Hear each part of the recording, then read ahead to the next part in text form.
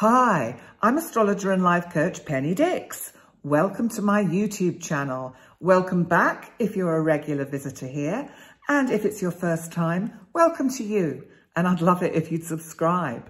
So today I'm bringing you one of my short heads up videos. And the subject for today, the 8th of January 2023, is about Black Moon Lilith. And Lilith today is moving into the sign of Leo. Now, why is this significant? Well, there's the main reason that I wanted to talk about Lilith in combination with Leo is because if there was a sign that one could say is narcissistic, or there are narcissistic tendencies within the sign, it would be Leo, because Leo loves to be center stage. Leo likes the limelight. Leo is very creative. They're often very magnetic personalities. So this in combination with Lilith can be quite explosive because remember, Dark Moon Lilith as a mythological figure was very opinionated. She was Adam's allegedly first wife. And when they lay down to have sex, this is one of the stories, apparently she refused to lay underneath him. She wanted to be on top. Adam wasn't having any of that. So she said, right, well, then that's it, it's over. And she stormed off out of the Garden of Eden and left the way clear for Eve to come in and be more subservient. So Lilith symbolically is a very independent energy. So if you think of this combination of Lilith, this independent energy, and visually in the sky, it's not actually a cosmic object body that we see because it's a point in space. And it's known as the dark of the moon, Dark Moon Lilith. And so with this combination of Lilith moving into Leo, you have a tendency amongst people. So this is what we might observe over the next few weeks, months, days, that people will be a little bit more bombastic. If we don't kind of keep a check on our own kind of ego, then that Lilith in Leo energy, depending on how it's aspected, could spark us off into a kind of pomposity of kind of megalomania kind of behavior. I mean, that is an extreme, but you probably get the drift that Lilith is not kind of well placed, if you like, within the sign of Leo, because they both kind of spar off each other. So we might find we get very indignant about things, excuse me. And if people don't see the value of what we're doing, which we consider is valuable, we will get very frustrated.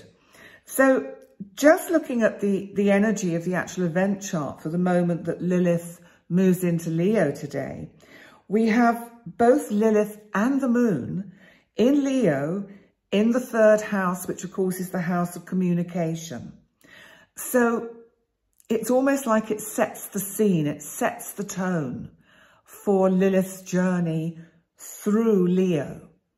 And it's as if what Lilith is saying, conjunct the moon, I might come across and sound as if I've got some really kind of, you know, beautiful sort of seductive ideas, but are they, and do they have good kind of promise and structure to them? So I think be mindful of anything that sounds too good to be true, because you know what? It probably is too good to be true. So this is going to give people that kind of gift of the gab, as they say, old saying, gift of the gab, where people can kind of seduce you with their words. And Lilith is a seductive energy. So as it is in, as I said, the sign of the third house, then this is seductive talk. And that could be in business, in love affairs, in politics. We just have to be mindful and watch out for this energy. The moon in this event chart, is actually in opposition to Venus, newly arrived in Aquarius.